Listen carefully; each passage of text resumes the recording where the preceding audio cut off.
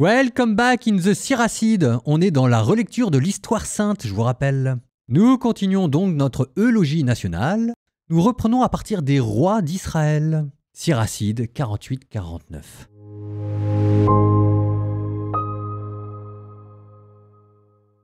Le prophète Élie surgit comme un feu. Sa parole brûlait comme une torche. Il fit venir la famine sur Israël et, dans son ardeur, les réduisit à un petit nombre. Par la parole du Seigneur, il retint les eaux du ciel et, à 3 reprises, il en fit descendre le feu. Comme tu étais redoutable, Élie, dans tes prodiges, qui pourrait se glorifier d'être ton égal, toi qui as réveillé un mort? Et par la parole du Très-Haut l'a fait revenir du séjour des morts, toi qui as précipité des rois vers leur perte, et jeté à bas de leur lit de glorieux personnages. Toi qui as entendu au Sinaï des reproches, au mont Horeb des décrets et des châtiments, toi qui as donné l'onction à des rois pour exercer la vengeance et à des prophètes pour prendre ta succession. Toi qui fus enlevé dans un tourbillon de feu par un char au coursier de feu, toi qui fus préparé pour la fin des temps, ainsi qu'il est écrit, afin d'apaiser la colère avant qu'elle n'éclate, afin de ramener le cœur des pères vers les fils et de rétablir les tribus de Jacob. Heureux ceux qui te verront, heureux ceux qui, dans l'amour, se seront endormis. Nous aussi, nous posséderons la vraie vie. Quand Élie fut enveloppé dans le tourbillon, Élisée fut rempli de son esprit. Et pendant toute sa vie, aucun prince ne l'a intimidé, personne n'a pu le faire fléchir, rien ne lui résista et jusque dans la tombe, son corps manifesta son pouvoir de prophète. Pendant sa vie, il a fait des prodiges. Après sa mort, des œuvres merveilleuses. Malgré tout cela, le peuple ne se repentit pas et ne renonça pas à ses péchés. Jusqu'à ce qu'il soit emmené captif hors de son pays et dispersé par toute la terre, il ne resta qu'un peuple très peu nombreux avec un prince de la maison de David. Quelques-uns d'entre eux firent ce qui plaît au Seigneur, d'autres multiplièrent les péchés. Ézéchias fortifia sa capitale. Il emmena l'eau à l'intérieur de la ville et il fit creuser à coups de pic un tunnel dans le roc et construire des réservoirs pour les eaux. De son temps, Sennachérib monta l'attaquer et envoya contre lui Rabsakès, qui leva la main contre Sion et se montra d'une grande arrogance. Alors le cœur et les mains des assiégés tremblèrent. Ils souffraient les douleurs d'une femme en travail. Ils invoquèrent le Seigneur le miséricordieux et tendirent les mains vers lui. Et le Saint, du haut du ciel, les exauça aussitôt. Il les délivra selon la parole d'Isaïe. Il frappa le camp des Assyriens, son ange les extermina, car Ézéchias avait fait ce qui plaît au Seigneur, et il était resté ferme dans les voies de son père David, comme l'avait ordonné le grand prophète Isaïe, digne de foi dans ses visions. En ces jours, le soleil recula pour prolonger la vie du roi. Par la puissance de l'esprit, Isaïe vit les derniers temps et consola les affligés de Sion. Il révéla ce qui arriverait jusqu'à la fin des temps et les choses cachées avant qu'elles n'adviennent. Le souvenir de Josias est comme un mélange aromatique préparé par les soins du parfumeur. Il est doux comme le miel dans la bouche. Il est une musique dans un banquet bien arrosé. C'est lui qui réussit à convertir le peuple.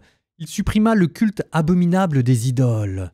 Il tourna son cœur vers le Seigneur et, dans ces temps d'abandon de la loi, il raffermit la religion.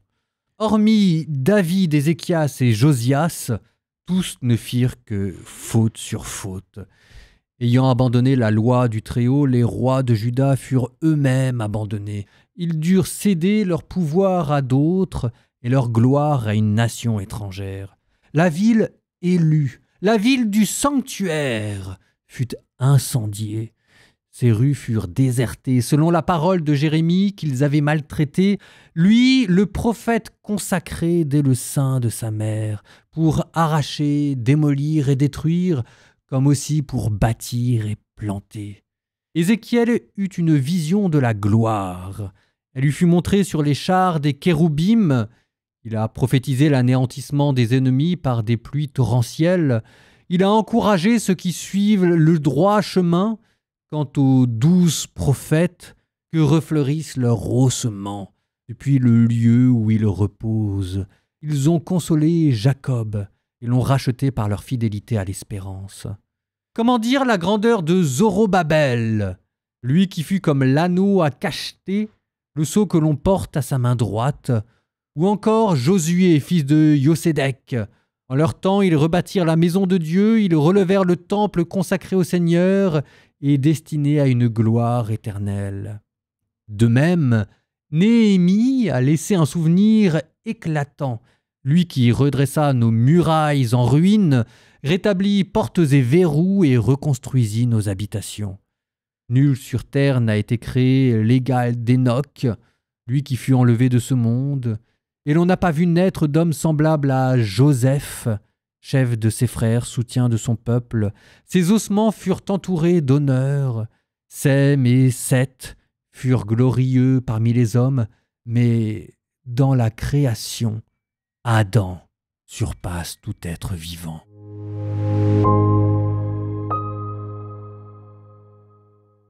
Il existe un texte dans le Nouveau Testament, plus précisément dans la lettre aux Hébreux, qu'on appelle l'hymne à la foi, qui est un texte qui n'a pas de chance parce qu'il y a une autre hymne qui lui fait concurrence, cette fois-ci dans la lettre aux Corinthiens par saint Paul, qu'on appelle l'hymne à la charité, et mariage après mariage, on a le droit à l'hymne à la charité, l'amour ne jalouse pas, l'amour ne se vante pas, mais l'amour prend patience, qui est un hymne extraordinaire. Mais c'est juste que c'est pas juste parce qu'il est tellement beau que cet hymne à la charité éclipse toutes les autres hymnes du Nouveau Testament, dont cet hymne à la foi qu'il y a dans la lettre aux Hébreux et dont j'aimerais m'entretenir avec vous quelques instants. Hébreux chapitre 11. Grâce à la foi, Abraham obéit à l'appel de Dieu. Grâce à la foi, Sarah, malgré son âge, devint enceinte. Etc., etc. Enfin bref, on reprend tous les patriarches de l'histoire sainte à la manière du Siracide. Et je note la manière remarquable dont cet hymne à la foi se conclut dans la lettre aux Hébreux. Elle se termine par ce verset. Ainsi donc nous aussi, entourés de cette immense nuée de témoins et débarrassés de tout ce qui nous alourdit, en particulier du péché qui nous entrave si bien, courons avec endurance l'épreuve qui nous est proposée. Je relis. Ainsi donc nous aussi, entourés de cette immense nuée de témoins, parce que toutes ces personnes dont je vous ai parlé, elles vivent encore, elles sont auprès de Jésus, et elles nous entourent et de leur foi, et de leur exemple, et de leur prière. On n'est jamais saint tout seul, on n'est jamais sage tout seul. Et l'histoire du peuple d'Israël dont on a rappelé les grands noms, c'est la vôtre. Ben Sirac, quand il vous mentionne les rois, quand il vous mentionne les prophètes, c'est pour vous rappeler que c'est votre histoire et que leur souvenir vit en vous. Alors, Ben Sirac, la résurrection n'était pas encore passée par là, donc je ne sais pas s'il vous parlera de communion des saints et de prière d'intercession de la part de ces grandes figures illustres, mais son but était de vous montrer que vous étiez leur postérité. La postérité d'Élie, c'est vous. C'est en vous que le pouvoir de faire des miracles a été mis. Par la parole du Seigneur, il retint les eaux du ciel. C'est en vous que le feu de son ardeur jalouse habite. Quand on vous parle d'Élysée, qu'aucun roi de ce monde, qu'aucun puissant n'a pu faire trembler, c'est pour vous dire que c'est vous, le descendant d'Élysée. C'est en vous que l'esprit de fortitude, de courage a été mis. Quand on vous parle d'un peuple prévaricateur, quand on vous parle de rois réformateurs, quand on vous parle de Josias, d'Ézéchias, c'est de vous dont il s'agit. De vous qui vivez avec une église qui va tant bien que mal au milieu d'un peuple qui a choisi le paganisme, c'est vous les héritiers des grands prêtres réformateurs. C'est pas pour rien que pendant 40 chapitres, Ben Sirac vous a donné des conseils et a voulu faire votre éducation. C'est parce que bon sang ne saurait mentir et que maintenant, c'est à vous de prendre la suite. C'est sur vous qu'il compte. C'est à vous que les clés de la maison ont été données. C'est pour ça qu'à la fin, on sort la 5e, on va plus vite, pour combler les trous, pour aller jusqu'à vous. On vous parle de Zorobabel. On vous parle de Josué, fils de Yosédek. Zorobabel, c'était le petit-fils de l'avant-dernier roi avant l'exil. Josué, fils de Yosédek, ça a été le premier grand prêtre après l'exil à avoir été consacré. C'est pour vous dire que malgré l'exil, il y a encore une continuité qui relie ce peuple d'Israël à vous. C'est important ce que je vous dis. L'histoire d'Israël, c'est la vôtre. C'est pour ça d'ailleurs qu'à la toute fin, on remonte tout aussi vite au tout premier principe. On remonte à Enoch, puis de Enoch on remonte à Sem et Seth, et après on retourne à Adam. C'était la toute dernière phrase. Sem et Seth furent glorieux parmi les hommes, mais dans la création, Adam surpasse tout vivant. Et ça, à nouveau, ça vous montre l'unité du genre humain. Si vous n'étiez pas convaincu par ce que je vous disais, là pour le coup, le Ben Sirac enfonce le clou. On est tous les descendants d'Adam. Ce qui permet aussi à l'auteur du livre de redire le propos de Dieu sur nous. Adam, c'est l'homme primordial, c'est l'homme qu'il avait créé à son image. Vous avez dit plus haut dans le texte que l'homme a été créé à l'image de Dieu. Et ben voilà, on retourne au prototype de l'homme, au prototype de la dignité. C'est comme dire toute gloire, toute sagesse dérive du fait d'avoir été créé à l'image de Dieu. La vraie gloire n'est pas seulement historique, Moïse, David, Ézéchias, mais elle est ontologique. C'est l'homme qui est fait pour porter la sagesse.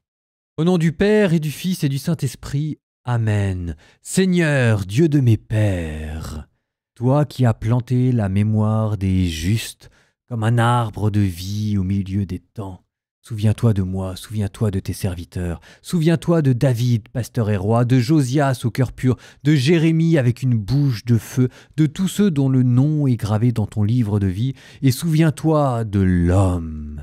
Souviens-toi d'Adam, notre Père. Souviens-toi de celui que tu as créé à ton image, fragile et glorieux, pour que par lui, nous portions ta trace, ta gloire et ta sagesse.